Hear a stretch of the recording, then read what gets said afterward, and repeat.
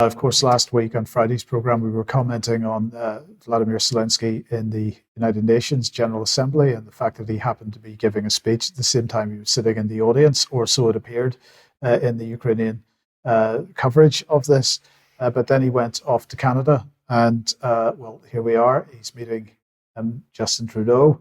They were very excited to get together, and he gave a speech in the Canadian Parliament. Now, I'm sure most people have heard about this already, but I thought we should comment on it. Let's just have a look at what happened subsequent to that in the Canadian Parliament. Ukrainian Canadian world veteran from the Second World War who fought the Ukrainian independence against the Russians and continues to support the troops today, even at his age of 98.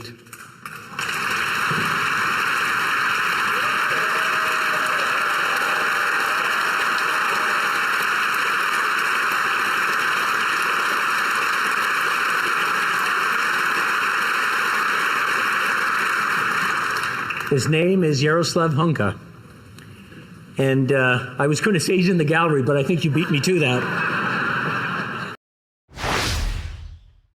So unfortunately, well, before we say what was unfortunate about it, let's just put this image on screen as a still from the video. And of course, Trudeau and Zelensky were standing along with the rest of the parliamentarians there, clapping this individual who unfortunately turned out to be literally an SS officer.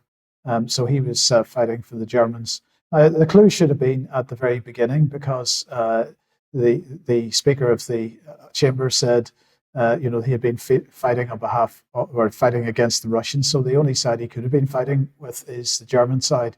But he was a member of the SS. Let's highlight him here. Here he is in the center.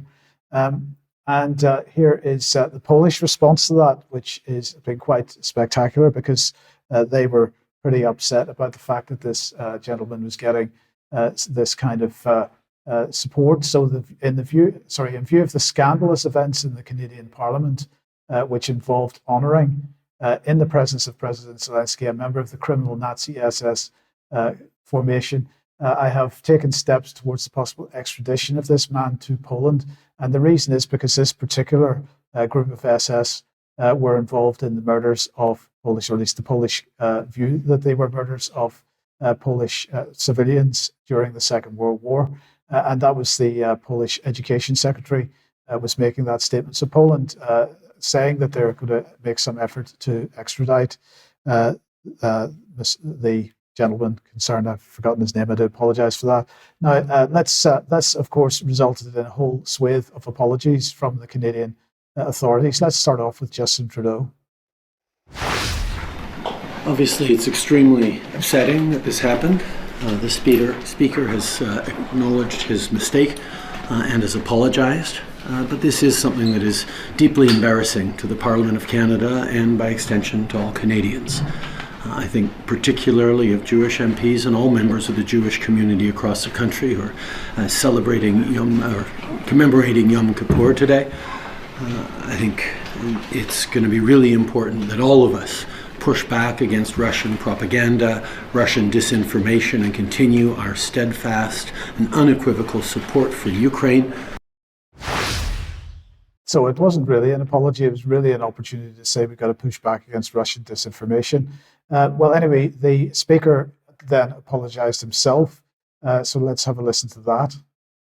I want to apologise for what happened and really tell you that the intention was not to embarrass this House. My sincere apologies to the House, to each and every one of you who are in the House today, and to all Canadians for having been put through this. Now, he has subsequently resigned. Now, the Russian response will just bring... Now, well, this wasn't Maria Zakharov's words herself. This was a Russian statement from her department, but let's read this. It says, the public honouring of 98-year-old Bandera supporter Yaroslav Hunka, a member of the 14th Waffen Grenadier Division of the SS, at the Canadian Parliament during Vladimir Zelensky's visit.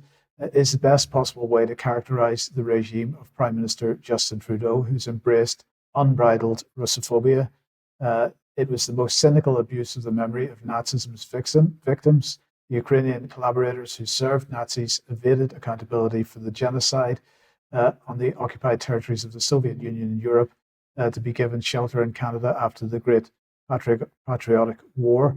Now, we would also put on screen some comment from Ukraine if we had been able to find any, but there hasn't been any there as yet.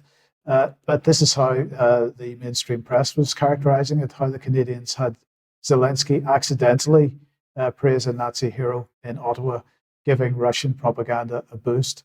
So it was all an accident. Alex, I don't know if you've got any thoughts. The 14th Waffen-SS Regiment Galician was very notorious. If you read the memoirs of SS volunteers from Western Europe, many of them came from Benelux. They were ideological. Many of them had very little to say. It may be, of course, self-censorship after the war, but they had very little say about hatred of the Jews. It was the Bolsheviks they feared. And many of them were just louts out for an adventure. But for the men in that country, in that zone itself, from Estonia all the way to Moldova, sometimes they were press-ganged by the Soviets or the Wehrmacht into joining the respective units. And sometimes they chose. Sometimes brothers were separated and hardly knew what was happening. Sometimes men fought on both sides. Mr. Juncker appears prima facie to have been an ideological opponent. He, in his own defense, would no doubt say that his country, his region of Ukraine, Galicia, was not a union until after the war, when, of course, the Western Allies allowed Stalin to absorb it at the expense of Polish territory. But be that as it may, the Galician division was particularly horrid. And I would say that the speaker, certainly in any Anglo-Saxon country, has a duty to keep the decorum of the House by for him to do a double take when the script was given him. If a political script is shoved in front of your nose as a speaker, you stop proceedings and say, we're not going on with this. Otherwise, you're not a speaker. And of course, the evident fault in what was said was that Mr. Juncker, for all his crimes and sins and those of his comrades, wasn't fighting the Russians, he was fighting the Soviets. A huge amount of detail has got lost here. But the responses say quite something. I happen to be in Poland right now, no time to go into it, but the show notes will have a link to the conference on technocracy that I'm attending here at the Jagiellonian University in Krakow. So I sense the Poles' ire at this because they are very pro-Ukrainian. They wish to do their best by the refugees, and they're very sensitive about the massacres of Gentile Poles that happened, particularly by the Galician unit, never been addressed properly by Kiev. Indeed. Okay, well, let's move back.